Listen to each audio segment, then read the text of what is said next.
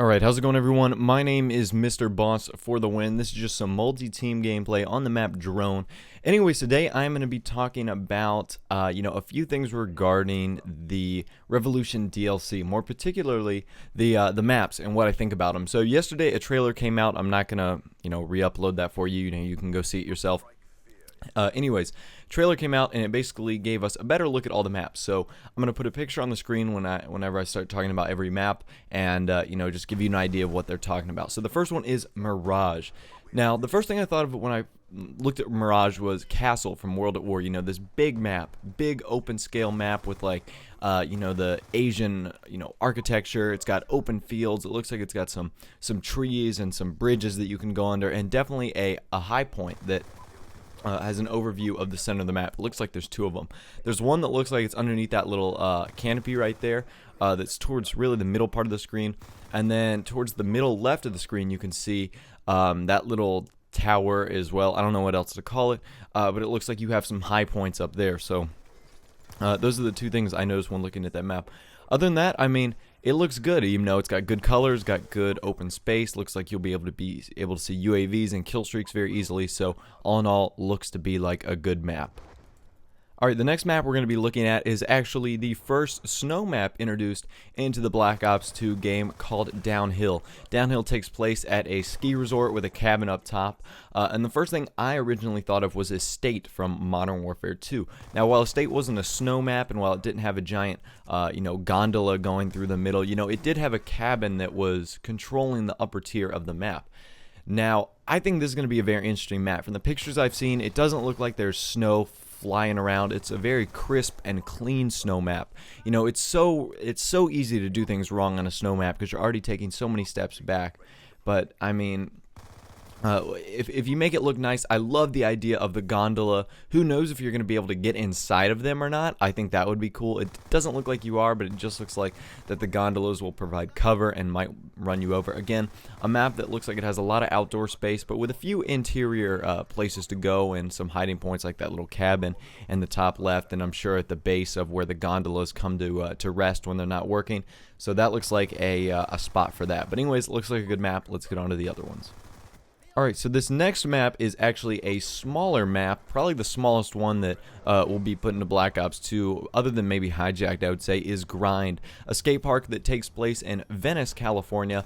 Another outdoor, this one looks completely outdoor. There might be like a little ramp that you could go under, maybe a little cubby or hideaway, but other than that, I don't see too much, going on cover wise. This looks all outdoors, all tight corridors, all tight spaces, narrow choke points, and kill streaks look to do very well on this map, considering it's outside and a small map, no real places to run and hide. So that's going to be one of those dominant high score maps. I'm predicting it right now. Other than that, I think it's awesome. Let's get on to the last map. Alright, so this last map I am going to take a little bit longer dissecting and telling you what I think about it. So the last map is Hydro. Now, Hydro is the only map that's got me a little bit worried. It looks like a pretty large map, and by the trailer, if you watched it yesterday, it does have like an upper level and a lower level. It kind of reminds me of a Halo map. For whatever reason, I look at the gray colors or whatever, I see a Halo map. Nothing wrong with that, but that's just what I see. So, anyways, this is the first map where players really have a control and impact on how the map is played. Now, David Vonderhaar made a huge point to mention, hey, if you flip a switch, water is going to rush through the center of the map, and it's essentially going to neutralize and take out that entire section of the map. That section of the map is going to be unusable for a portion of time. Now, I was thinking, how long is this going to be? Is it going to be for, 20 domination points? I think it's going to be as long as the rocket launcher the rocket from taking off during launch in Black Ops 1. It's going to be that 10 to 15 seconds where you are going to be unable to go there. I'm sure there will be a warning, like a horn or an alarm of some sort, letting you know that the water is, about to come rushing down at you and going to end your life. But yeah, I think it'll be a little warning period, then it will happen, and then there will be a period where the water clears out that you are not able to be in there. It'll be interesting to see if kill streaks are destroyed going through there. I'm sure they would, because water would knock out all electronics. That's just me assuming. I'm not sure what it's going to do to things like dogs. If dogs get caught in the stream, are they going to get taken out? I'm sure they would as well.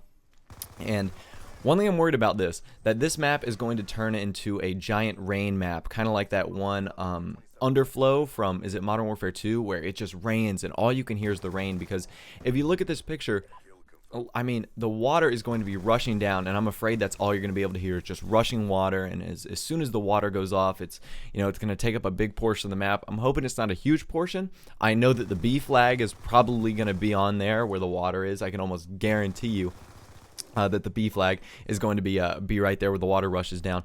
And another thing that I'm kind of worried about is, how it's going to affect the play. Is it going to be one of those annoying things like launch?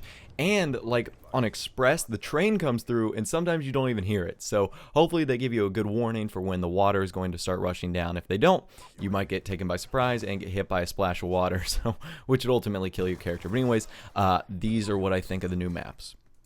Alright guys, if you've enjoyed this video, I would love a like on the video, lets me know your support, and lets other people find the videos, which is awesome. But if you're new, subscribe. I would love to have new subscribers as well. But other than that, have a nice day, take care, and I'll see you guys in the next video.